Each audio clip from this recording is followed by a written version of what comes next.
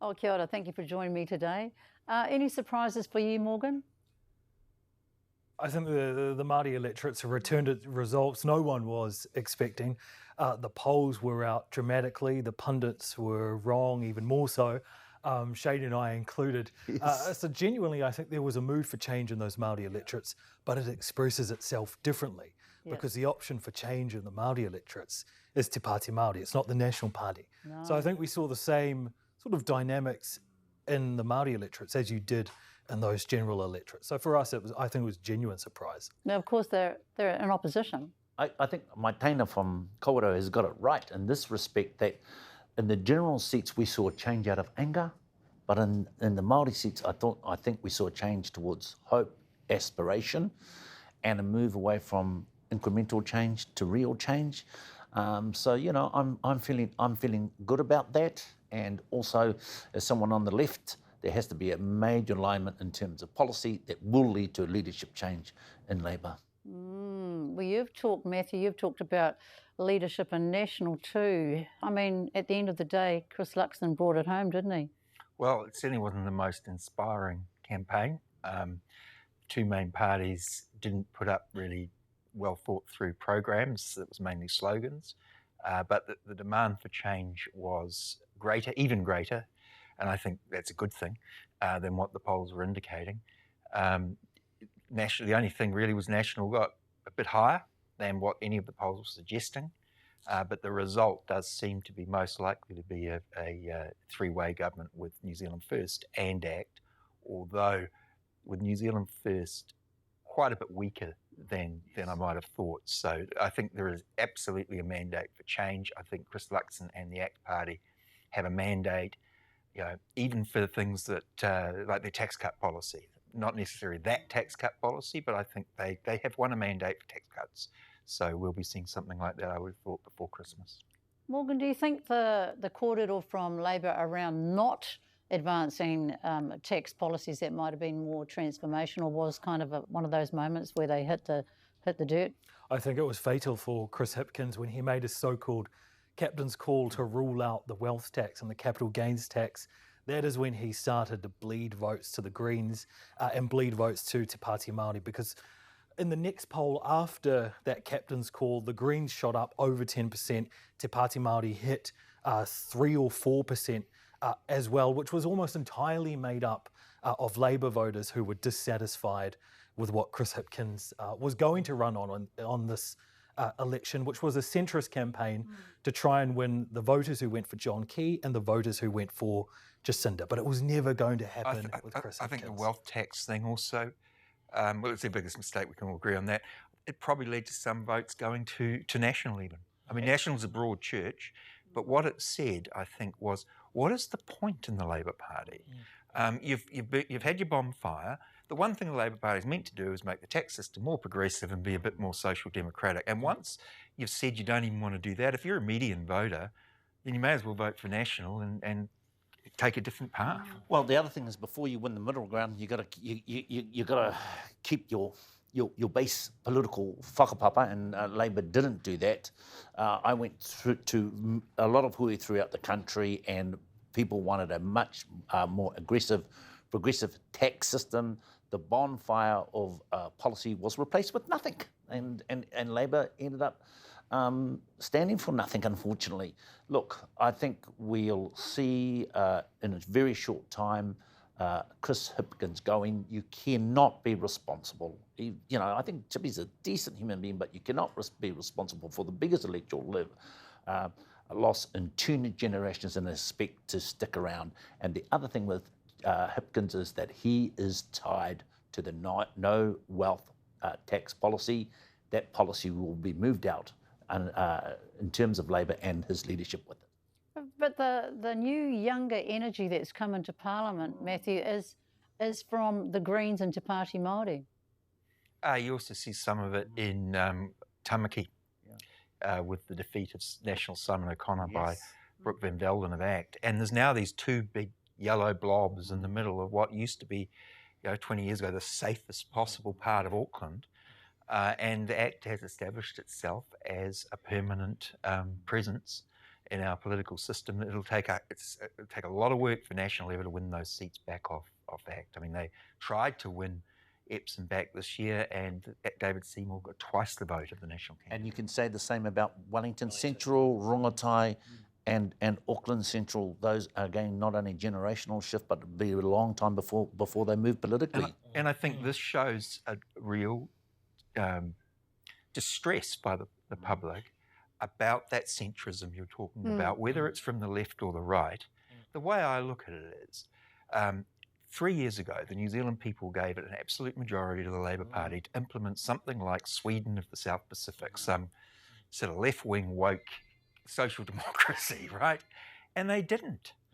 And now people have said, well, that hasn't worked, so let's try Switzerland of the South Pacific or Singapore of the South Pacific. Maybe and you know, if we're not going to be Sweden of the South Pacific, could we at least be something rather than this ridiculous situation we've been in for really 25 years, where we just sort of drift in the hopeless middle? Maybe a bit of Switzerland with a blend of Alabama. Well, was it there though, Morgan?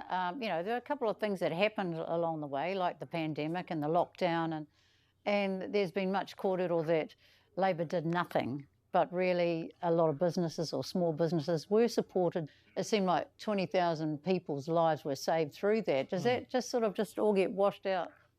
I think there is an attempt by commentators, but also by ordinary people, to kind of memory hole the pandemic because it was a traumatic time. And I don't think anyone would disagree that 2020 was handled exceptionally well. Jacinda's leadership was exceptional that year. But I think Matthew's right in that not much was achieved outside of that pandemic effort. Yes, there were great changes made to welfare.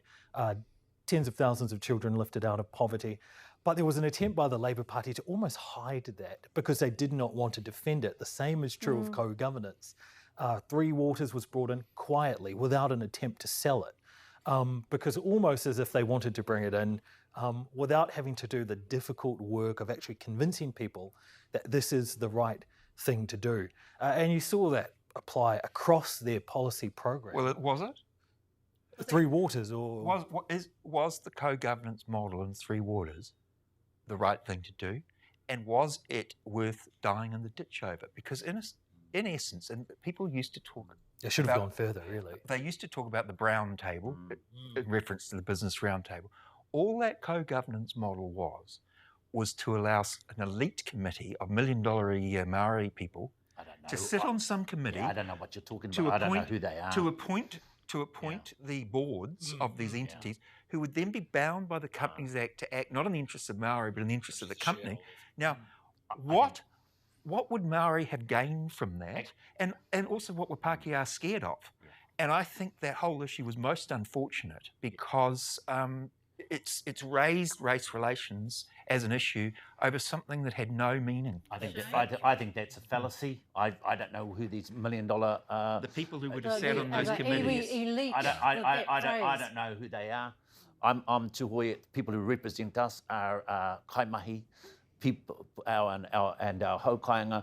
I think if we were to focus on one issue, that the left failed to blunten the extreme effects of the living crisis, and they didn't see Labour's very timid tax policy as a way out. This was always about what we were facing when we filled up our cars, when we sent our kids to kura, and when we bought our kai. And that's kind of a worldwide thing though too. So Morgan, as the point that you were making is that some of these policies that could have been transformational or bold were just kind of muted. So not to scare the horses during the elections. Yeah, you have to go out and sell these things. Otherwise you allow a vacuum. Stick your neck out. Yeah, exactly. Put something on the line. Otherwise a vacuum of misinformation or disinformation in quote marks will arise. And we saw that from the fringe parties who turned co-governance into something that it wasn't. Co-governance was, a timid, centrist, middle-of-the-road, technocratic policy, and they turned it into some kind of hostile takeover or backroom takeover of the country. And that was allowed to happen, I think, because the Labour government did not do a good job in saying this is our vision for not just next year, but the next 10, 20, 30, 40, 50 years. Look, I think that we ought not to be too hard, particularly on the Māori caucus. I thought we saw some massive gains in terms of the establishment of the Māori Health Authority. And if we're going to compare, history will treat the Jackson ministry much better than the Pōtaka ministry. Well, there you go again. The Māori Health Authority is completely pointless one way or the other. There are a whole lot of Pākehā angry about it for no reason, and there's a whole lot of Māori who think it's important. I think. But it doesn't mean anything. It is a Wellington bureaucracy. No. It is not about purchasing service of Maori providers. It does not mean whether or not people get health services that meet them. It is literally a place for six-figure Hugo Boss wearing people to go to one building in Wellington rather than another, and National will get rid of it. But we all know that means they'll just, those people will just go back to the Health New Zealand. Now, again, to your point, most of these things that Labour ended up doing were completely symbolic. They didn't deliver to Maori, but they did, and you have to accept Pākehā are the majority. They pissed off a whole lot of people unnecessarily, and there is going to be a need to loosen the valve on race relations a little bit, because whether you like it or not, some people deeply care that it's, I don't, but some people deeply care that it's called Waka Kotahi New Zealand Transport Authority rather than New Zealand Transport Authority Waka Kotahi.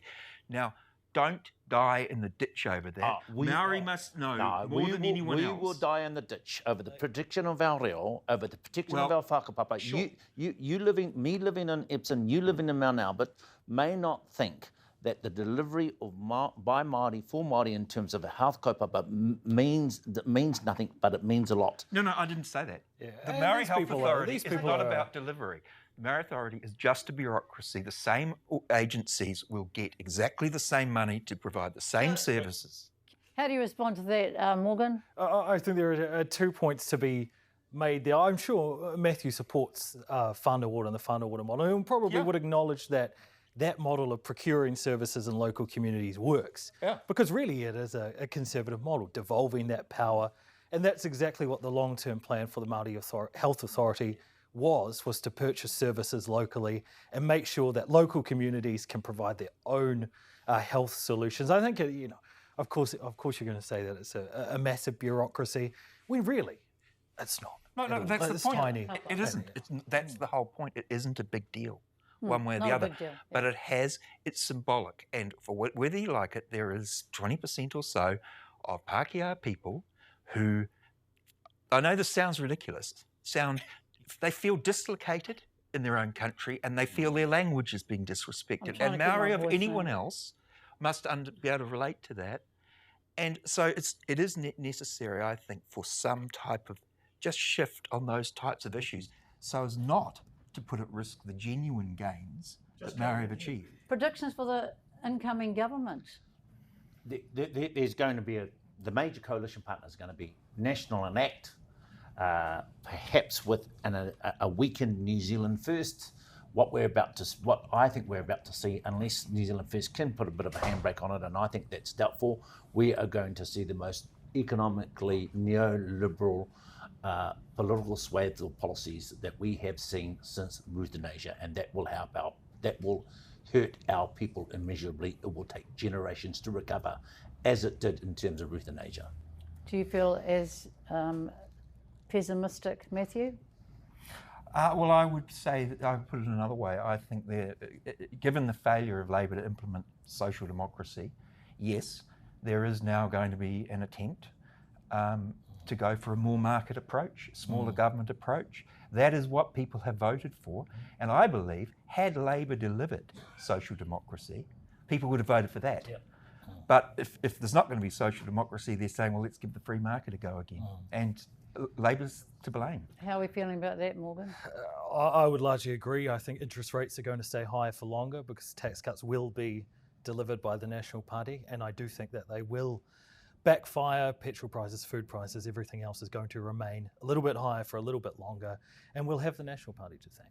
Kia ora. Thank you, guys.